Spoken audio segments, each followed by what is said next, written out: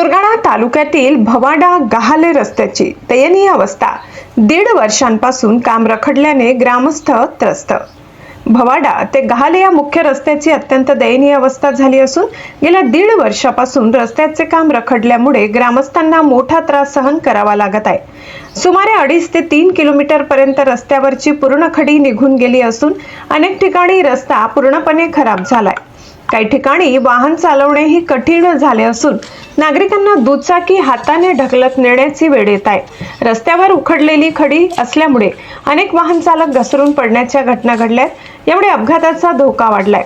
स्थानिकांच्या म्हणण्यानुसार ठेकेदाराने 1.5 वर्षापूर्वी रस्त्यावर खडी टाकून काम अर्धवट सोडले होते, मात्र त्यानंतर काम पुन्हा सुरू करण्यात आलेले नाही। यामुळे रस्त्याच्या कडेला खडीचे ढीग साचले असून समोरून येणाऱ्या वाहनांना साईड देणेही कठीण झाले।